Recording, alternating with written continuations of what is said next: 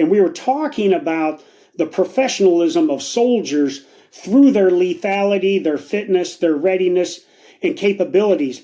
And I kept bringing up the entrenching tool. He and I both were bringing up the entrenching tool that, even if they run out of bullets, they have to be able to execute and neutralize threats using non-standard methods, the entrenching tool being one of them. So as I sat up there and I said, they have surrender or die, and the unit Sergeant Major Rob says to me, well, what do you mean by that? I said, well, if they surrender, we're a peace-loving nation. We'll treat them with respect. We will safeguard them to their detainee holding facility cell, give them 3 hots, a cot, but more importantly, due process in a court of law for their terrorist actions. I said, but let there be no doubt, if they do not surrender, then we're going to kill them, with extreme prejudice, whether that's dropping bombs on them, shooting them in the face, or if need be, beating them to death with our entrenching tools. Welcome to the Veteran-Led Podcast, where we talk with leaders who use their military experiences to develop great organizations and continue to serve their communities. On today's episode, we have SEAC number 3, Sergeant Major John Wayne Troxell, author of Surrender or Die. Thanks so much for being on the show, Sergeant Major. Hey, thanks so much, John. It's an honor to be here. Well, I want to start off with the most important question to me, which is, why did a soldier's soldier become the brass in the military? I mean, 38 years, most of us say, I never want to be the brass, and you became the brass, and you did amazing things for our soldiers. But at what point did you decide that you were going to stay in as long as it took? So, John, this is a great question. When I was coming up through the ranks, part of the E4 Mafia and everything, I kind of fit into the Army, like Forrest Gump would say, like one of those round pegs. It just came easy for me, and I enjoyed it and everything. But when I saw the things that, would upset a regular soldier, and I said, hey, if I'm ever in a position to make a difference, then I need to make a difference. And as things started, coming fairly well for me, and I started moving up in my career, the higher I went up, the more I said I need to make an impact for those below me. And because, I joined the military, I went to my first duty station, Fort Bliss, Texas. Within a month, I met a young lady who ended up being my wife, and we've been married over 40 years now. And shortly after we started dating, she got pregnant with our first child. So now I didn't just have individual responsibilities, I had family responsibilities, and I really didn't know how to do anything else growing up in Iowa.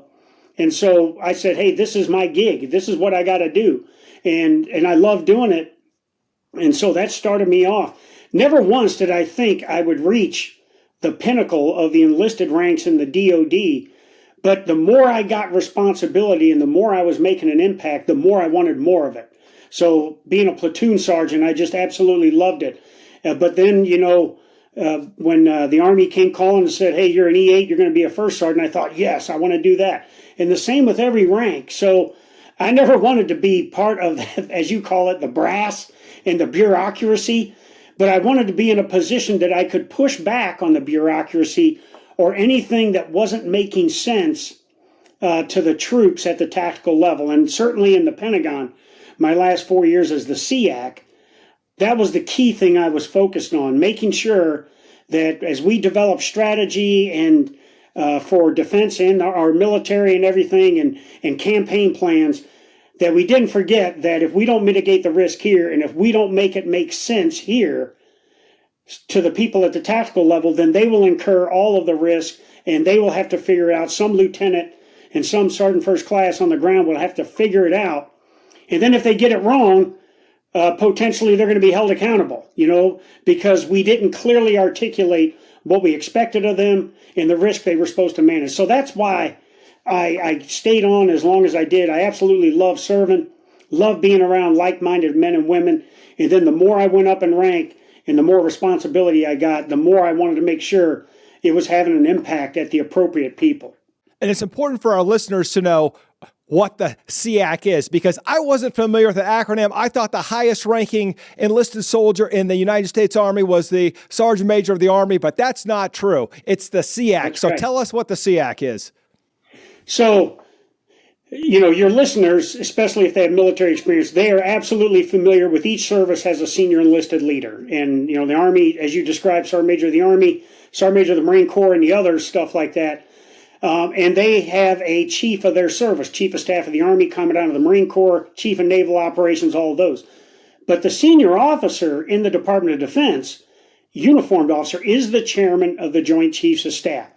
He is the military officer that kind of facilitates building cohesion amongst the service chiefs, and he reports directly to the president, providing best military advice. Well, he has a senior enlisted leader, and that is known as the Senior Enlisted Advisor to the chairman. And that guy serves as the senior enlisted position. And for me, when I was the SEAC, I had responsibility to develop synergy and cohesion amongst all the services. So there's been 5 of us that had the job, 2 Army guys, Joe Gainey, number 1, I was number 3, 2 Marines, Brian Battaglia was number 2. The current SEAC number 5 is a Marine, Troy Black. And then SEAC 4, the guy that replaced me was an Air Force guy, CZ Colon Lopez. So in that role, John, you have no authority. What I mean by that is, the Sergeant Major of the Army can do uniform policy, health and welfare policy. If it is not something that affects all of the services, then you really aren't going to have an impact in that job. So it boils down to you do 2 things. You gain the pulse of the force for the chairman, the SecDef, and the president, and you deliver the why to the troops. Why are they doing, or why are they serving where they're at? So for me, that was 4 years of 270 days a year on the road, either by myself, with the chairman, or with the Secretary of Defense, because as the SEAC, you are the Senior Enlisted Advisor to the Secretary of Defense, too. So delivering the pulse to them. So I was traveling all over the world to all the garden spots, Syria, Iraq, Afghanistan, Somalia, Libya, Yemen, you name it, to deliver that pulse back to the people in Washington, D.C. But I also knew I had a responsibility to the force, that they knew why they were doing what they were doing, their mission they were doing, why they were serving, where they were serving, how long they were going to have to do it, and what did we expect the end state to look like. So you are, as the SEAC, you are deeply in the art of leadership and influence, more so than you are in any kind of science of developing policy and uniform standards and things like that. So, haircuts and cigarette butts are important, but the SEAC, that's not part of your bailiwick. If it's not something that the chairman, SecDef, or the president could use, well, especially for the chairman and the SecDef, that could use for testimony in front of Congress or for talking points for the military, then, that's not what you focus on. So it's a very unique position that a lot of people don't understand. But I will tell you, I had carte blanche because I worked for a great chairman for 43 months, Marine General Joe Dunford. I had General Mark Milley my last 5. But Dunford expected me to go wherever I needed to go, do whatever I needed to do to get him the pulse of the force. So I didn't have to ask to go to Misrata, Libya in the middle of a civil war to visit SEAL Team 6. I just told him, that's where I'm going, Chairman, and I'll report out. And he would say something like, well, just don't get killed, okay? So, but that was the autonomy I had, and based off the trust I had with the chairman, and for 2 years, especially with Secretary Jim Mattis, I was kind of their directed screwdriver and telescope that could go anywhere and deliver them back real-time information on what was going on. So that's what the position is. And by charter and policy, you are the senior enlisted person in the entire U.S. Armed Forces. And you are now deep in the bureaucracy of the United States military. So I want to take you away from that, because that's not where a lot of us like to be. Where we like to be is back when we were younger soldiers. And your experience over 38 years took you from Operation Just Cause combat in Panama all the way through Iraq and Afghanistan and beyond. And I want to take you back to that senior non-commissioned officer, that E7, going through Ranger School. You come back to the 82nd, and now, bam, you're a first sergeant. And so we've got First Sergeant Troxell out there walking through Fort Bragg, and you see that second lieutenant without a Ranger tab, infantry, second lieutenant. What are you thinking? Well, first of all, I'm thinking, how did the guy end up here first, with, going through his basic officer leader course, jump school, and Ranger school. It was kind of as you know, it's the pipeline. If you're going to be an officer in the 82nd, a lieutenant, generally that's what you do. So my first question is, how the hell did you get here without going to Ranger school? And then my second question would be, okay, you're here now. When are you going to go to Ranger school? So a lot of people may have forgotten or do not know that in the 80s and 90s, the 82nd Airborne Division infantry battalions had 3 rifle companies, and they had an anti-tank company, a Delta company, that was the TOW Humvees, the tubular launched optically sighted wire-guided missiles. And so if you didn't have a Ranger tab in the 82nd, you didn't get a rifle platoon as a lieutenant. You went to Delta company, and you rode around in Humvees until you got your Ranger tab, and then you were off the bench and you would get a rifle platoon. And so that's the answer I would always give them. And I had the ground reconnaissance troop there after the armor battalion deactivated, and the division commander at the time, Keith Kellogg, who just most recently was the national security advisor to Vice President Pence, he said, hey, I want 1,000 enlisted Rangers by the summer here. By the time, All-American Week rolls around again in a year, he wanted 1,000 Rangers. And I thought, even though I had this little 19 Delta company or troop, and we only had about 80 people, I said, we are going to get some enlisted Rangers. So in a year, I sent about 25 guys to Ranger school, and 12 of them were enlisted. And by the time we got done, every one of our officers in the troop were Ranger qualified, as well as Jump Master qualified. So I said, if I'm going to expect this out of people, especially second lieutenants coming in, that this is what's expected of you, then we better be leading through our example. And obviously, myself, my commander, we were Jump Masters and Rangers and everything. And so that's what I would say to them. Now, I even had a lieutenant one time tell me, I said, hey, when are you going to Ranger school, sir? He says, well, Sergeant Major, I got bad ankle, or First Sergeant, I got bad ankles. I said, well, what the hell are you doing here? In a high-performing airborne unit that does some rigorous stuff with airfield seizures and forced entry capability. What are you doing here? He says, well, Branch sent me here, So every now and then somebody slips through that is not going to fit that mold. And it's not that they're a bad American or anything. It's just that there was an expectation in the 80s and 90s in the 82nd for young officers that this is what you were expected to be. And if you weren't going to be that, you weren't going to be there very long. So that's kind of how I would approach it. Now, there was a lot more adjectives in what I was describing to these lieutenants back then, that start with F and stuff like that. But it was out of love, for them to reach and maximize their potential. Well, on veteran-led, the one word we don't like, the F word, fair. We don't like to hear fair because we know nothing is fair, and fair is a word used by spectators. It's not by the man in the arena. The man in the arena knows that the fight is coming, and sometimes the wind blows in your direction, and sometimes it doesn't. And that's right. And there are results, and as leaders, we have to enforce high standards, and we have to get results, and people don't care what our excuses or what our reasons are. Now, I want to transition this into a training accident. I heard this from a Vietnam veteran Navy SEAL who talked about KIT, killed in training. And in your book, you bring up a jump where the static line broke and then unfortunately the airborne soldier perished. And I think back to my jumps, and I always thought of it almost like every jump is safe. This is as safe as going to an amusement park because we do so much safety work. These, as you know, hey, if conditions aren't optimal, you're not going to jump in on a training jump. If the wind speed's too high, whatever, you don't jump, turn the plane around, whatever. So it was always like, I hope we get a jump today for my very few jumps. But from your perspective, doing that training, understanding the risk as a jump master, what's that like? How is that different? As an airborne soldier, you go out there, they tell you when to go, stand up, hook up, shuffle to the door, and you're out. You don't even think about it. But as a jump master, what's that like? Making sure that all those soldiers safely safely exit that C-130 or C-141 or whatever you were jumping out of back then.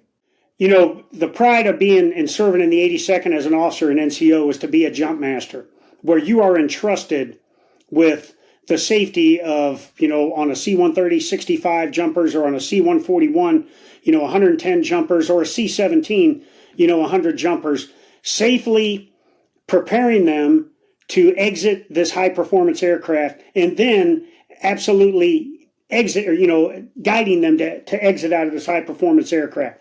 Now, the instance I talk about in the book was Operation Purple Dragon, which was the largest jump in training. It was the largest jump the 82nd had ever done since the jumps in World War II into combat. We were jumping on Holland Drop Zone. The entire division was jumping on Holland, Sicily, North Airfield, South Carolina, Avon Park Gunnery Range, Florida. We were all over a tri-state area conducting airborne operations. And for my sortie, there were 20 C-141s of soldiers that were jumping on Holland Drop Zone. And as you know, 20 C-141s, is a lot. And then 110 troopers in each one of those. I mean, you're talking over 3,000 troopers. And then you cross-level people so that they land where they're expected to land on the drop zone. So in the stick, you might have Alpha Company 1504 infantrymen, then a couple engineers, then a couple of MPs, then some more infantrymen. And we cross-load them like that. And unfortunately, what that does is sometimes you find some of these smaller military occupational specialties where it's two privates that are on this, for me, it was on my stick, of jumpers. And they didn't have any NCOs or officers that checked them out before they got there. And so they show up and their gear is chewed up from the floor up. I found when they came to get inspected, the kid in particular came to, get inspected by me, Jump Master Personnel Inspection. And he had like one major deficiency, and he had like 6 minor deficiencies. So I fixed it for him. And back to what you said, fair. Of course, I ripped his butt, because I said, hey, look, you're expected to know, you and your buddy, how to put your parachute on properly and everything. And so sent him to one of my other jump masters after that to check that all the deficiencies that I corrected, that they were sound and everything. And then we took off. Now think of this. Here's 20 C-141s in the air, mass tack, night, combat equipped jump. And jumpers are just coming out the door left and right. And I had even told my assistant jump master, I said, look, do you know how long it takes for 20 aircraft to do another turn to come back around a drop zone? I said, we will be in the air for another hour waiting to come back around to drop any leftover troops, And I said, so it's important that we get the troops out safely but quickly, as fast as possible. And so when the jump hit and the green light lit, my jumpers on my door, we were getting them all out and everything. And after my last jumper went, I went to look and see if the assistant jump master was getting ready to jump. He still had like 6 or 7 jumpers that hadn't left. And like 3 or 4 of them didn't get out and the red light came on. And so now I am pissed off because now I know I'm going to be in this 20 plane train going around to come back around, and my troops on the drop zone are already going to be on the assault objectives, and I'm not going to be there with them as the first sergeant. And as we were pulling the static lines back in, my safety, who's a good friend of mine, retired Command Sergeant Major Ray Edgar, he holds up this static line to me and he says, hey, check this out. And it was a severed static line. And I thought, what is a static line from the mock door doing it? It looked like when you do mock door training, one of the static lines there. And then it hit me and I said, someone has had a catastrophic failure of their static line. And I said, all right, stop what we're doing. I told the load master, I said, we need to shut the doors. We need to break formation because there's a jumper out there somewhere without any lift capability from his main parachute. And the load master says, well, can't we stay in formation and go around again? I said, no, we need to break formation now. And because I don't know if this kid, I was praying that he pulled his reserve parachute and everything. Well, unfortunately, we broke formation. We flew back to Pope Air Base, And as we pulled up in front of Green Ramp and the ramp was coming down, there was, the Departure Airfield Control Group guys were there. There were some CID agents there. And then I knew right then and there that this kid did not pull his reserve, and he went 1,100 feet to the ground with no lift capability and died of blunt force trauma by hitting the ground. He was a young PFC, a young engineer. And I knew then, I told my jump master team, just sit here, don't touch anything, So we went through a myriad of investigations through CID, through a 15-6, through the Airborne School, through the Advanced Airborne School. And meanwhile, this whole exercise is going. The entire division is out training, in the tri-state area. And so I couldn't be out with my troops, and I was constantly being investigated. The safety center came down to do an investigation, and ultimately the folks up at Aberdeen Proving Grounds came down, and they did the big investigation, and they finally said that the kid's static line broke because of him spinning out of the aircraft. I'm sure that's happened to me plenty of times, as a jumper. I get woken up because we're about to hit the drop zone, and all of a sudden I get up and I hand my static line, and boom, I hit my shoulder going out the door, and I'm end up spinning out the door. Well, when he spun out the door, I don't know if there was something wrong with the parachute or whatever, but it was a break of the static line. And unfortunately, he went to his death. So, but that was the first time in my life that people were actually like, well, okay, this Troxell ain't all that now, he, secondary zone promotion all the way up through here, a 19 series guy as a Ranger graduate, jump master graduate, combat jumping all, he ain't all that. That was the first time, John, that I realized that there's some professional jealousy in the ranks, and folks are jealous of who you are and what you are. They are hoping that for your professional and personal downfall. And fortunately for me, it all came out, and it was good. We were exonerated. And Sergeant Major, once again, it comes back to that word fair. Yeah. You didn't do anything wrong, and yet as the leader, you deal with the consequences, and it's something that you have to live with, and it's something that potentially could affect your career. And it didn't. The right thing happened. Justice happened here, but there's a human side of it that you have to live with that. And even though it's not your fault, you were the guy that was there. And I think as leaders, absolutely, we have to understand that things happen that aren't fair, whether in the military or as a civilian in business. That's just the way it works sometimes. And as you brought up stoicism later in your book. And we really just all we can control is how we respond to it. And you obviously responded well. Your career continued. And for a lot of us, especially at that stage in our military career, we think initially, my career's over. I screwed up, right? It doesn't matter if I screwed up. I screwed up because something bad happened and I was the leader. I may have done everything perfectly, but it's on me. And that's the way we train our leaders, to accept responsibility for everything. You own that plane, you own those jumpers, and it's a heavy burden, but it's also a great burden to have when soldiers trust you with their futures. And I want to dive into that and some of the things that you've done. The birth of E-Tool Nation. What I like about this story is you come at this not from the perspective of a politician or the brass. You put together a message to inspire the soldiers and to invoke fear in the enemy. We used to call that PSYOPs. That used to be okay back in the 90s. And tell us about that message and how it launched E-Tool Nation. Yeah. So, when Jim Mattis came in as the Secretary of Defense, his first meeting after he was sworn in by President Trump, he got sworn in on a Friday in 2017, January. That Monday, his first meeting he had was with myself. It was breakfast with myself and all the service senior enlisted. And he sat down because he was focused on the force. And then after we had breakfast, he said, hey, I want you to stick around. And so all the service guys left, and here I was, Secretary Mattis and I, sitting across from each other at his conference table. And he says to me, I want you to get the word out to the force. He said, we are no longer going to talk about defeating our enemies. He said, I understand defeat is a doctrinal term, but we are going to use a Mattis term that means we are going to annihilate any person or any threat, whether it's state or non-state actor, that tries to impinge on the freedom, homeland, or way of life of the United States of America and any American. Get the word out.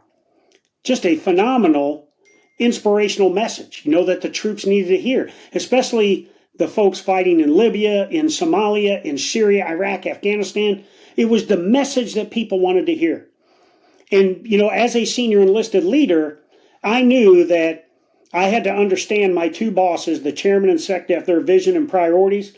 And I had to develop focus areas and themes and messages that would complement their vision and priorities. And so, as Mattis kept talking about annihilating any threat, and then, shortly after he took over, we dropped the mother of all bombs in, Nangarhar province in Afghanistan. The Assad regime in Syria was doing some things with the Russians and attacking innocent Syrian Kurds with barrel bombs that had chlorine weapons in them. And, President Trump made a decision, we're going to do something. And Secretary Mattis made the decision, dropped 59 Tomahawk missiles on Syrian regime and Russian targets in Western Syria. So as I was going out and visiting troops, especially our special operators, I was in Syria and I was in Raqqa watching the fall of Raqqa. And I was with our most elite Army special operators behind the fence at Fort Bragg. And I was up on the roof of this building and I had their unit sergeant major with me. I had the JSOC sergeant major with me and the SOCOM sergeant major with me. I had all the key leaders. We all did this tour together to come over and check on the fight. And we were putting a royal dose of scunion through the Syrian Democratic Forces on ISIS and, supported by our elite special operations forces, Marine Corps artillery and others that were just doing a great job. And as I was standing up there, every time there'd be a lull in the fight, a Mad Max Fury Road kind of vehicle would come out, a vehicle-borne IED that would attack the SDF, or a female suicide bomber would come out like she was going to surrender or looking for help, and she would detonate on these SDF fighters. And in some cases, it wounded some of our American advisors and everything, our elite special operators. So I'm on the roof of this building with a guy leading the fight, and I said, you know what? Excuse my language, I said, these assholes have two options. They can surrender or die.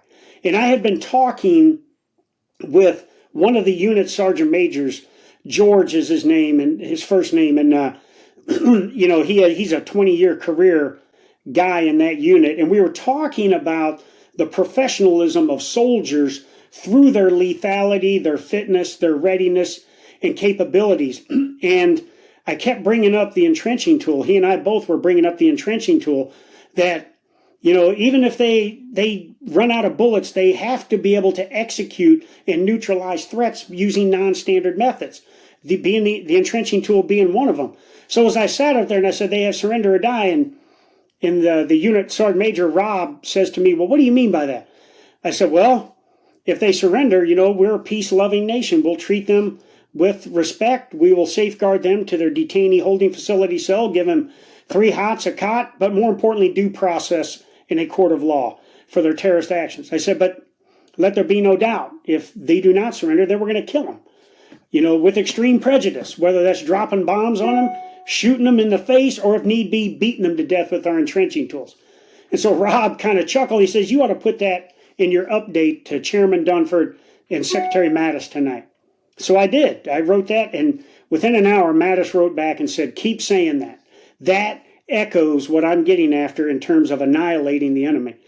And so that resonated. And the troops rallied around it. People loved it. Well, yeah. So for, to the point, for 4 months, I was going around saying this all the time. And it was never an issue, John. The troops loved it. I was getting messages from everywhere.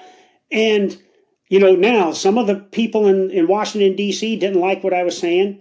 They were like, hey, what is this senior enlisted guy talking about, in terms like this and everything? And it was never an issue until General Dunford and I were on a USO tour in Kabul, Afghanistan, and we got thousands of soldiers in a hangar there, and I'm up on stage, and it got to the point where I started carrying an entrenching tool with me because it got so popular. And so here I come walking out on stage, it's General Dunford, myself, and Captain retired Flo Groberg, Medal of Honor recipient, is with us, and he's got an entrenching tool. And so the minute we walked out, the crowd went bananas. And then I said, my quote, ISIS has two options. They can surrender or die. If they surrender, we'll treat them humanely. If not, we're going to kill them. And the place went bananas, but after it was done and I was walking off the stage, this portly little civilian dude come walking up to me.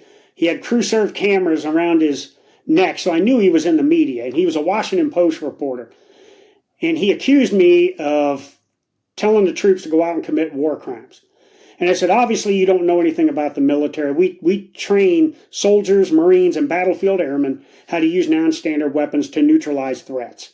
Okay? So that's how that all started. But then that's how it got into the media, was because this guy did a story on it, and my public affairs guy, Rob Couture, did a post on social media with my quote, with me holding an entrenching tool, and that went viral, and it got picked up. I want to stop you here, and I hate to interrupt, but this is so important for our listeners, for our veterans that are running companies. Once you reach a certain level of notoriety and people know who you are now a target. And so I really love the way you work through the strategy of this. That the guy with the crew-served cameras, I love that, is going to write a story. So you don't wait for it to come out. You don't wait and see. You take the fight to the enemy, so to speak. The press is not your enemy. In fact, you've been friends with them, but you know that this guy's hostile. So you get a hold of your publicist. Your publicist says, we're going to get on top of this, and they blow up social media with the e-tool quote. What happens? It went viral. Millions of people saw it and loved it. And I was getting notes from our military from all over the world. I was getting notes from UK military, from Canadian forces. I was Afghan. Some of my counterparts in Afghanistan had seen this, who were still fighting, and they said it was so inspirational. But there were some folks, that use that F word, fair, that thought that I was wrong for doing this, and when I came back after that USO tour, I had tons of people, hundreds of them coming by saying thank you. And all of a sudden, people were bringing e-tools for me to sign them. They wanted me to autograph their entrenching tool. And I'm talking, I had sailors bringing e-tools to me. They don't even get issued the darn things. But all of a sudden, I noticed there was a difference in how some people treated me in the Pentagon. I even had a Navy 3-star that was on our joint staff walk into me and tried to tell me, you need to walk this back. He said, that's inappropriate for you as an enlisted guy to say something like that. Let me jump, because this really bothers me. Who trains our junior officers? The NCOs. And you have a bureaucrat come in and tell you enlisted soldiers should be seen and not heard. The voice of 100%. The enlisted person does not matter. And that's why we needed a SEAC, because people were not listening to our warfighters. They were listening to the bureaucrats, the politicians, the senior officers. And here you are rallying the troops. And let's face it, this was a long fight. You start talking about Iraq and Afghanistan, the 2 decades there. There are some tired soldiers. There are some tired service members who have been 5, 6, 8 deployments. They need some motivation, and they need to know that someone appreciates our warrior ethos. Someone cares enough about our training to tell us that I believe you can destroy the enemy without a conventional weapon. And quite frankly, obviously that reporter knew nothing about the Geneva Convention or the rules of engagement. But clearly you set the tone and said, soldiers, you're going to win this war. And I have faith in you, and you're going to win because you're better trained, you're stronger, you're tougher. That was really the message that most people heard. That's what the soldiers heard. But the bureaucrats heard what they wanted to hear. And you came at this so strong.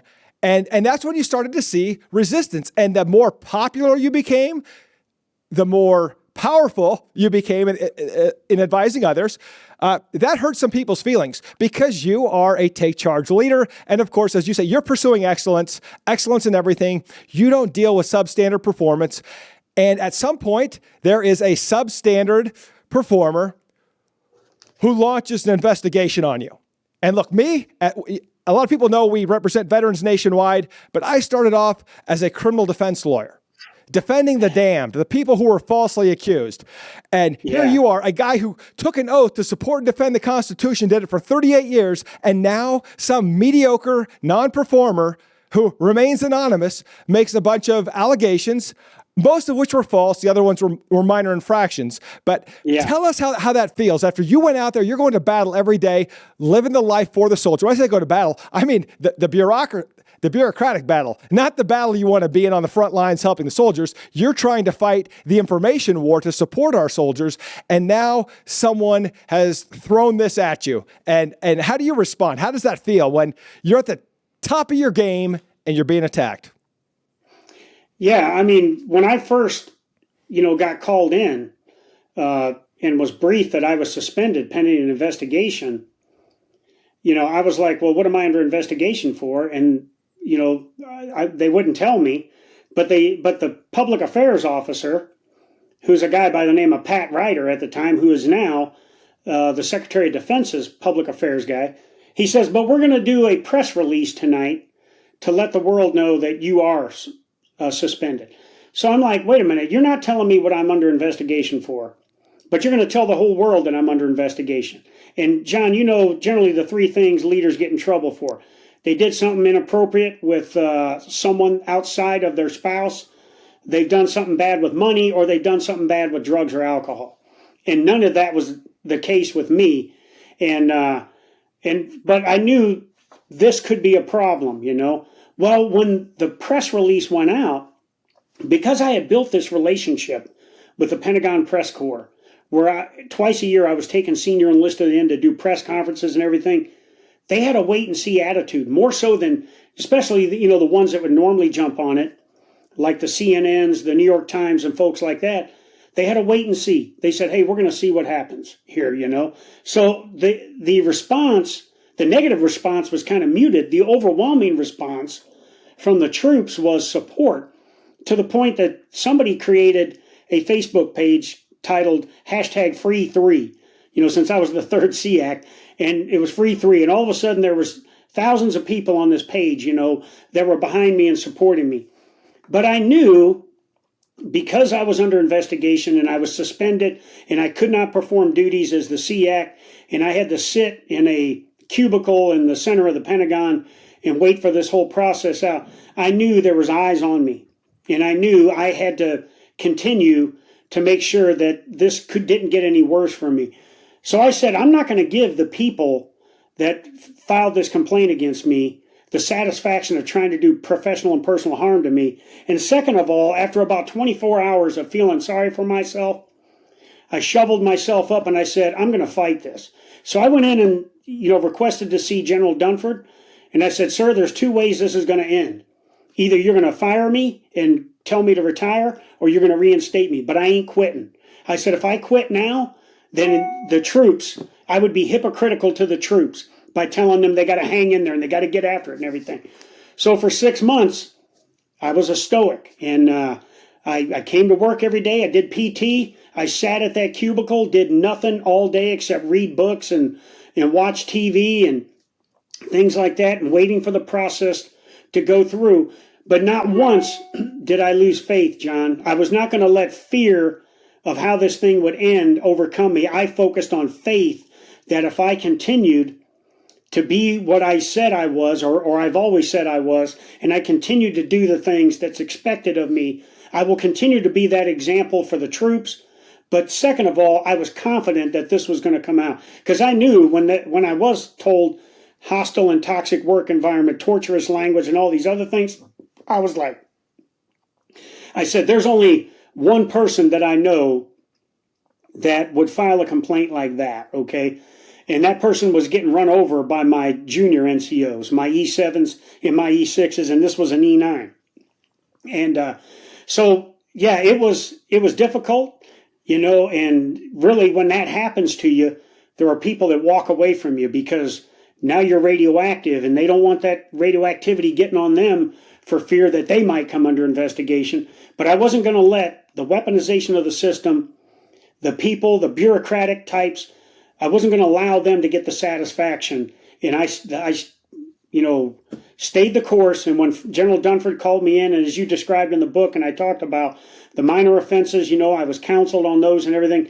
Then he told me to get back to work. And so I left his office that day. I did the Conor McGregor walk going back to my office because I knew that in 20 years of being a command sergeant major, I had not changed my leadership style at all and had never once been in question until I'm the senior guy in the DOD. And I knew this was a weaponization of that. The one thing I did do is I was more cognizant of my inner circle after that because I trusted some folks that I shouldn't have trusted, and they looked to do professional and personal harm to me.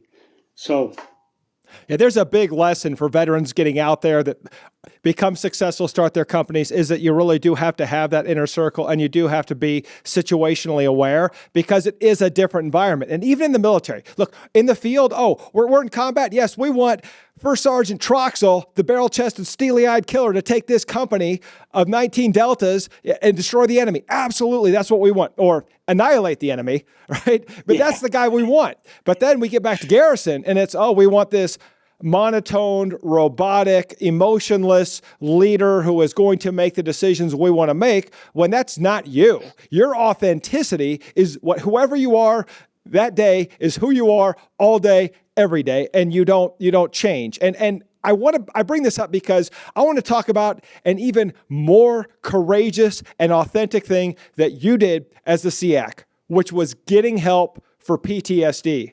And overcoming the stigma and setting that example for all of the soldiers who suffer from the same reality. So please take us through that.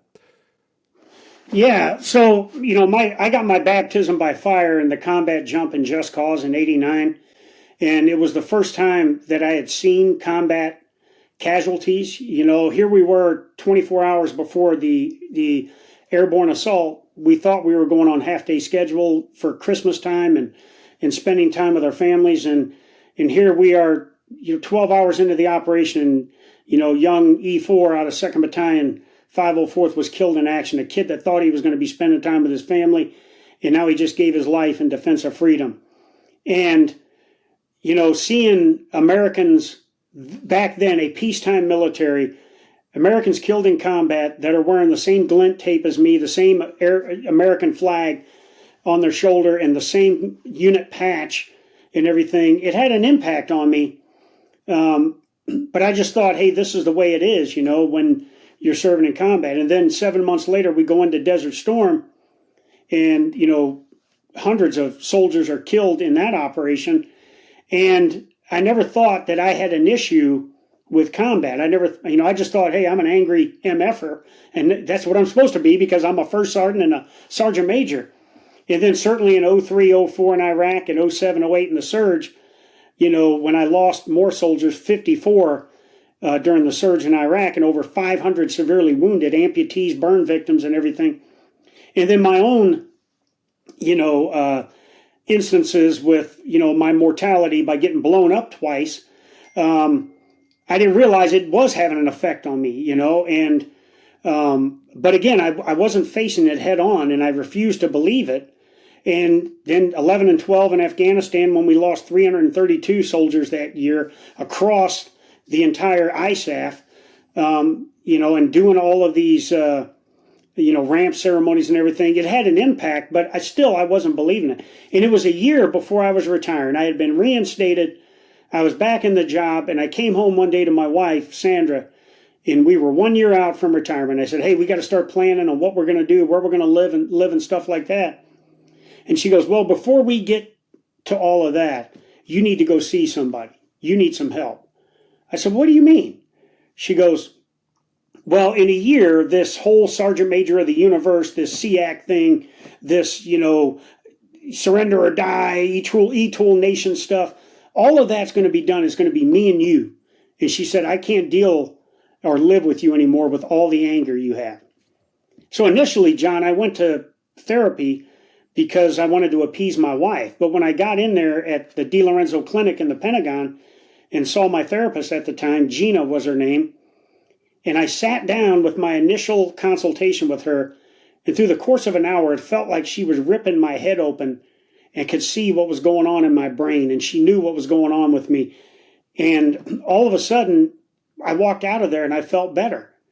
And then I went back to my second session and I felt better. And then when she told me, hey, you have chronic PTSD, you've probably had it since Operation Just Cause. And I think, through therapy, I think we can get you to be calmer, less, hypervigilant, and doing the things that you're doing now. So now think of this, John. Now I've got to walk out. I've just been diagnosed with PTSD, and it's been something I've been in denial about. But now I got to go tell Mad Dog Mattis and Fighting Joe Dunford that I'm in therapy. The two arguably hardest Marines in combat since Chesty Puller. And I have to go tell them I'm in therapy for PTSD. And you know what, John? For them, it was an afterthought. General Dunford said, hey, good. I'm glad you're doing that. Good for you. And Mattis, he says, oh, great. Now, when are you going back to Yemen to tell me what's going on with Al-Qaeda in the Arabian Peninsula? It was an afterthought to them. It was like, okay, go do what you got to do, but we still expect you to do this. And I thought, what better example to fight the stigma of getting help than having the Secretary of Defense and the Chairman of the Joint Chiefs of Staff tell the SEAC, it's okay, you're in therapy, but I still need you to go to these combat zones and these other areas to get us the pulse of the force. And for me, after that, I've been in therapy now for 5 years, and it has made me a better husband, father, grandfather, but more importantly, especially in the corporate world, it's made me more effective in running my own small business, but also doing business development for those organizations that I consult for. It was absolutely the best thing I did. And as my therapist said, it's not a function that something is wrong with you.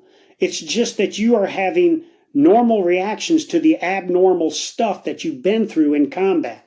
And, and we've got to look at that more and more as we move forward and why it's okay to go and seek help. Yeah, and I think the problem with the stigma is there's all this head trash, and we're telling ourselves these stories that people are going to think differently about me. But we know better in the military. In the military, the great commanders, all they see is excellence. And if you're excellent, they don't care. Hey, that's great, Sergeant Major. I'm glad you're addressing that. Now let's get on with the mission. Because so long as you're a high performer, nobody cares that you're getting counseling, that you're getting treatment. They just want you to continue to be a high performer and continue to contribute to the mission. And that's all you want, to contribute to the mission. So we give ourselves this weird thought that people are going to think less of us, or it's going to make us less of a person. But the one thing I've learned in the military is that one thing that matters is performance. And if you perform, people respect you. They don't look down on you. And as long as you're performing, you're going to be part of the team. No one's going to pull you off the team because you have PTSD. Now, if you don't get it treated and bad things start happening and you start feeling those secondary and tertiary effects and the team feels that, it's going to be an issue. But if you get treatment, and you're a high performer and you stay a high performer, nothing has changed. And it's amazing that, it takes a senior non-commissioned officer to set that example, to push that message and to continue to push it, because there are still several soldiers I know and veterans who say, no, I'm worried about how this could affect my career, how it could affect my future. And my response is always, but what's going to happen if you don't address it? That's right. Yeah. So, the one thing I didn't want, John, I didn't want anybody feeling sorry for me. I'm not a victim, and I don't want anybody to feel sorry for me. I'm a guy that focuses on being a champion, either being in the band of excellence of doing everything right, or if there's something wrong, championing a course of action to fix whatever's wrong. But the one concern I had is I didn't want anybody feeling sorry for me, and I didn't want anybody to give me pity or think anything differently. And when Madison Dunford approached it that way, it told me I was doing exactly what I should be doing. And now, so much of what I do now, because I'm on the road, as much now as I was as the SEAC, and I have a lot of pressure, being a small business owner and sponsoring veteran athletes and consulting for 9 different businesses. every day, my physical, mental, and emotional well-being are the first thing that I take care of every morning. Mindfulness is something that I'm big into now. I focus a lot on yoga and stretching. Now think of this, an old Airborne Ranger, First Sergeant Troxell, if I came in and said, we're going to do yoga today, what are you talking about? We don't do yoga here, all right? We're going to go on a 10-mile run or a 20-mile foot march, all right? Or we're going to, do a stress shoot or whatever. And now it's exactly what I focus on. Before I do anything else, I get up in the morning and I take care of myself physically, mentally, and emotionally. Because if I didn't do that, then somewhere along the line in this post-military corporate world, those demons would catch up to me and it would affect what I'm trying to do now with business, with my family, and my friends. So that I am big on it. So let me take you now to, we've just done the change of responsibility ceremony. You're out of the military, and tell us about that transition into building PME Hard and eTool Nation. You've got two companies now. You consult with other companies. You work with brands. But tell us how that transition went, because you're on top of the world, and now you got to come back to Earth and start businesses. So tell us about that. So, John, it was quite easy for me because when I was selected as a SEAC, I had 34 years in. And I had to get a waiver to go beyond 35 because the Army standard for NCOs is, you could only stay 35 years. And so when the extension came to me from, Department of the Army, it said, your request for extension is approved. Your retirement date is now, 2020. But be advised, no other extension will be authorized. This is your terminal assignment, it said. So that was the congratulations I got from Department of the Army. But that sent a message to me. I know in 4 years that I'm done. I can't get promoted anymore. I can't do anything else. So that kind of set my mindset that for 4 years I am going to be the best that I can be. To the point that 10 days before my retirement ceremony, I was in Afghanistan with General Milley and President Trump, and even Trump said, what the F are you doing here? You're retiring in 10 days. But that's that selfless service thing that we all live by, John. But I knew as I was getting down towards the end that I wanted to do something to give back and pay it forward to the troops, support fellow veterans, and then I wanted to take a run at building something post-military. And the one thing I focused on, John, was I was not going to be lost in my museum. Meaning I was not going to look back and say, man, I was the SEAC at one time. Man, I was a former First Corps Sergeant Major. I was a Stryker Brigade Sergeant Major and all this stuff. I was like, no, I'm looking forward. I am proud of my 38-year career, and I am going to use the knowledge, skills, attributes, and experience that I've gained from 38 years to help me post-military. But I'm not going to look back. And so when CZ Colon Lopez took over for me at my retirement ceremony, I said, here's my cell phone number. I don't want your cell phone number. And he said, why not? He said, we're friends and everything. I said, dude, because if you want my help, you call me. I'm not going to be calling you to say, hey, how's things going or anything. I'm not the SEAC as of tomorrow. And I woke up the next day and I wrote in my little journal and I put a post on social media. I said, I learned 3 things this morning after my retirement ceremony. I said 3 things this morning. The sun came up. We have the greatest military in the world. And number 3, I'm not in it. So let's move forward and get after this. So I started my consulting company. And the minute I went, I hit my retirement date, I signed 5 contracts to consult. And then I wanted to do something with the eTool Nation thing because, John, I've signed almost 6,000 entrenching tools in the last 5 years, and I'm still signing them now. And so we turned the eTool Nation into a group of like-minded people that are about lethality, readiness, fitness, but are striving for excellence in everything they do. But I also turned it into my nonprofit so I could support people like the Lighthouse for the Blind, or, a Soldier's Child Foundation that is all about Gold Star children. And then I even came up with an idea. There are so many active duty and veteran athletes that are trying to get after their craft, whether that's powerlifting, bodybuilding, mixed martial arts, boxing, whatever. And I said, let me turned the eTool Nation into a little sponsorship thing.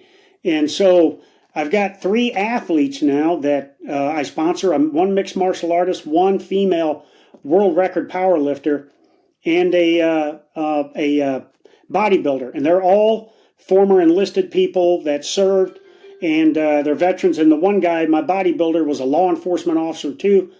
And our female powerlifter, she got out of the Army after she retired and became a military spouse and everything. So I sponsor them and I help them out to reach their athletic goals. And as a matter of fact, our MMA fighter, Hitman, just fought here in Shelton at the casino last weekend. And Sandra and I were cage side watching him choke out this other guy. And he was doing it with eTool Nation and PME Hard on his shorts.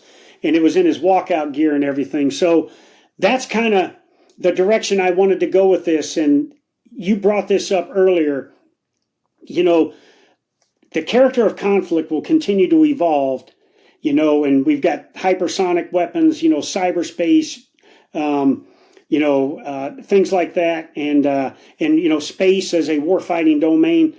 But the one thing that will transcend all of that is that, it's brutal and unforgiving, and that it is a will of one force against the other. And as we're seeing this in Ukraine, we're seeing it in Israel and things like that, and Gaza. And so we can't forget the necessary lethality, readiness, fitness, and physical, mental, and emotional hardness that is needed out of our men and women to be ready to fight and win. But also in our veterans, that they have that necessary PME hard about them to get after those demons that they're dealing with, to get after things that they want to do post-military and not be lost in their museum, push forward in what I want to do. So that's kind of where I went with that, you know, and it's, I'm truly blessed and things are going well for me and my family post-military life. Yeah, and it looks amazing. And the first time I saw this, like PME hard, and, you know, knowing that Army acronyms, professional military education hard, why? And no, but physical, mental, emotional. Okay, now we are at the part of the show where we talk about the after-action review, the 3 best examples of leadership you saw and the 3 worst examples of leadership that you experienced. Now, before we get there, about people or leadership styles. You can give either one. You're the leader here. You're the experienced. You're the senior non-com. You tell me. But I want to start off with this. Was that what I really enjoyed learning about you was that you have confronted the most crucial future problem for our leaders, which is that our hardest leaders who enforce tough standards, who demand nothing but excellence, are now considered toxic in our culture. That somehow accountability is wrong, that somehow commitment is wrong, that somehow dedication to our team members is wrong. And as you know, you don't love a soldier by coddling them. We love our soldiers by challenging them. And so as we get to these battlefield leaders like John Wayne Troxell, who has done more for, well, quite frankly, given back more than probably most of us could ever dream of. Someone has a low performer can come out and say, well, he's a toxic leader. Yeah. And it's mind-blowing, but this is the world we live in now. And so as you go through those 38 years of military experience and beyond in the civilian world, your insight into this is gold. And so I am really excited to hear the 3 examples of great leadership you've seen. And then we'll go to the 3 bad ones. The 3 examples are, first of all, leaders who are leaders of presence. You know, what I mean by that is not just, being at the right place at the right time, but when they show up, they are brimming with positivity and enthusiasm. And the troops get fired up when they come around, and they know they're going to hear a message that will resonate with them and that will fire them up. And they know that, that leader has focused more on faith over fear. And there's more certainty in their actions than there is doubt. And the troops are attracted to that. And I will tell you, a leader of presence for me was my key mentor, Roger Blackwood, retired Command Sergeant Major, former 1st Armored Division CSM. He was my first sergeant in the 82nd and my division sergeant major during the surge in Iraq. And I've seen this guy as a first sergeant pull up offloading ammunition and opening it up with a Leatherman and rip the skin off his knuckles down to the tendon. And he looks at me and says, "John, what do you think of that, man?" And instead of stopping and going to see the medics, he's wiping blood off on his uniform and he's steadily handing out ammunition. He is more focused on the mission. I seen this guy on a jump break his ankle on the jump, and he cinched his jump boot or his combat boot up tighter, and he never left. He refused to be. He was a leader of presence. Everything about him was that leader of presence. The second one, and really the example, is performance by a leader. And, it's a leader leading by their example, And a leader that leads with performance has vision and purpose in everything they do. And they move a little bit faster than other folks because of how they have conditioned themselves. They are, processing information a little bit faster. And because of their experience and what they've done in the past, they can see 2 and 3 steps down the road. It's like a chess match, And that was Joe Dunford. Joe Dunford, every year, he and I did the Marine Corps Marathon, the Army 10-miler together. We did every services fitness test, and he was a guy that was transparent in everything he did, and he was a leader of example, even as the chairman of the Joint Chiefs of Staff. And then the last one is a leader of persistence. And persistence, get after what we talked about earlier, balancing the humanity of leading men and women, the empathy and compassion, along with the necessary discipline, accountability, and efficiency that gets after productivity in our warfighting missions. Too many times, and you just described it, if empathy and compassion ain't weighing down discipline and accountability, then you're toxic. A slight inflection of your voice, hey, there's something wrong with you. There's not something wrong with me, even though I'm chewed up from the floor up, and everything. And we can't forget that if we continue on this road with this imbalance like that it will rear itself in combat on the worst day of a service member's life. Because when you focus more on that than the discipline and accountability, it creates a sense of entitlement in men and women that if they are 60%ers and they shoot for the minimum standard, that they are in the band of excellence. And the enemy always gets a vote, as you know, John, and it will rear its ugly head. And it has in the past in combat where we've suffered unnecessary casualties because we didn't have that necessary discipline and accountability to our mission.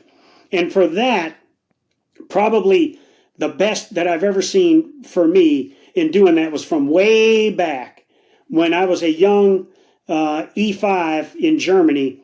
And my platoon sergeant at the time was a guy named Warren Hyman. And this was in the 80s, okay, when we were coming out of the Vietnam era. There were still some issues, serious issues with racism in the ranks and everything.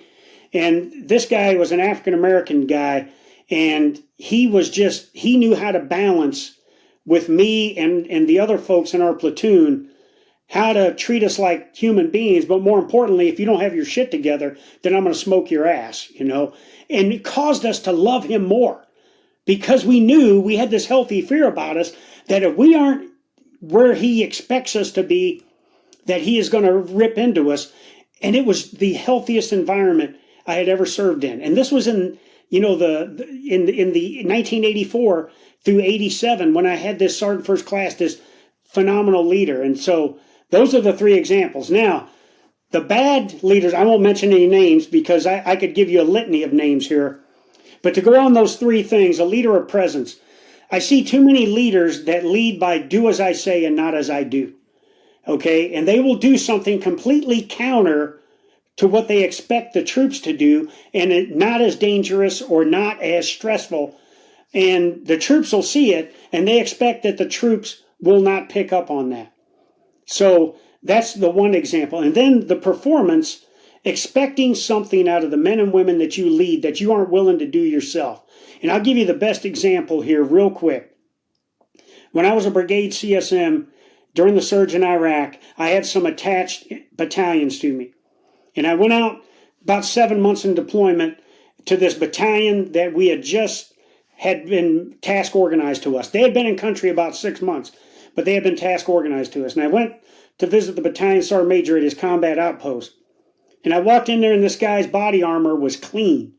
I mean, it was like, damn, this dude's been in country 6 months. And he had creases in his sleeves of his uniform and in his trousers. And he was surprisingly, John, you know the deal. You spend so much time wearing your kit all the damn time, your shit gets dirty and it's in, and everything. And I asked this guy, I said, how are you so clean and everything? He said, well, I've been in the Army 30 years. I'm retired when I get back. It's not worth it for me to go out of the wire. And I said, but an 18-year-old kid that doesn't have a choice, he's going out of the wire every day. His life means less than yours does. I said, you've lived for 50 years, okay? Where are you as the example going out and leading your men and women? So those that refuse to lead through their example, and in some cases I call them cowards, and I write about one coward specifically in the book. And then the last one is the people that virtue signal to the troops are the worst kind of leaders. When they are looking to be popular, they are worried about if I say the wrong thing, all of a sudden the IG is going to be on me or something like that.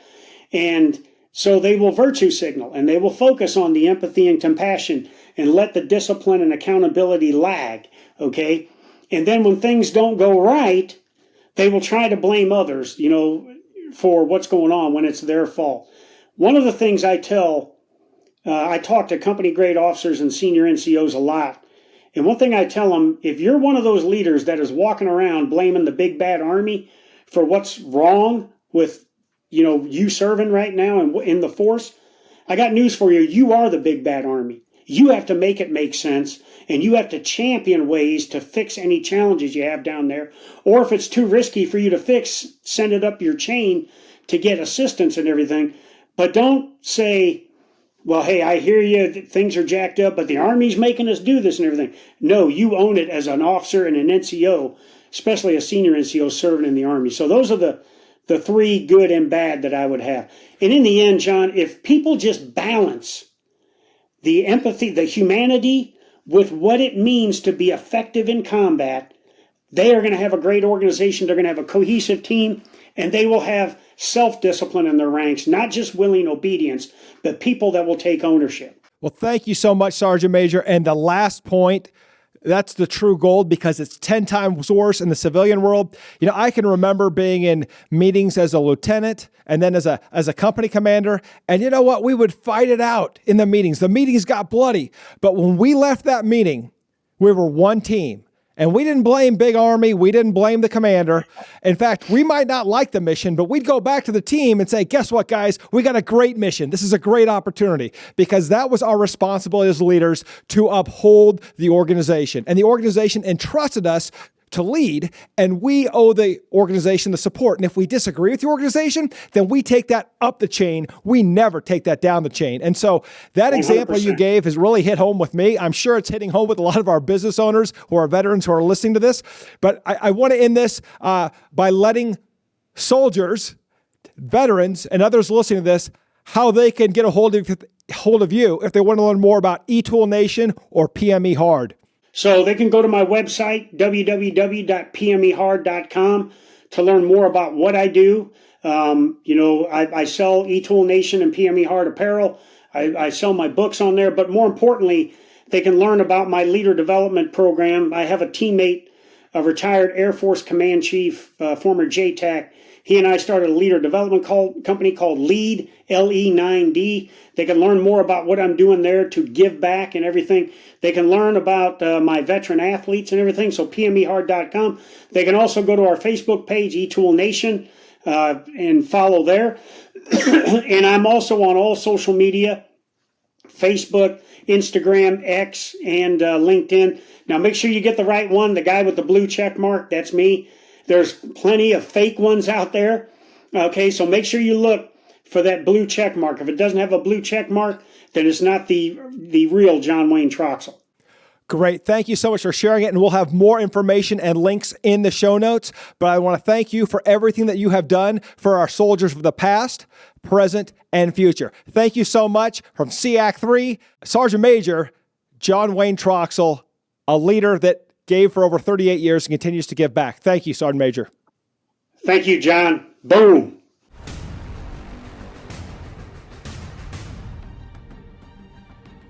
Thank you for joining us today on Veteran Led, where we pursue our mission of promoting veteran leadership in business, strengthening the veteran community, and getting veterans all of the benefits that they earn. If you know a leader who should be on the Veteran Led podcast, report to our online community by searching @Veteran Led on your favorite social channels and posting in the comments. We want to hear how your military challenges prepared you to lead your industry or community, and we will let the world know. And of course, hit subscribe and join me next time on Veteran Led.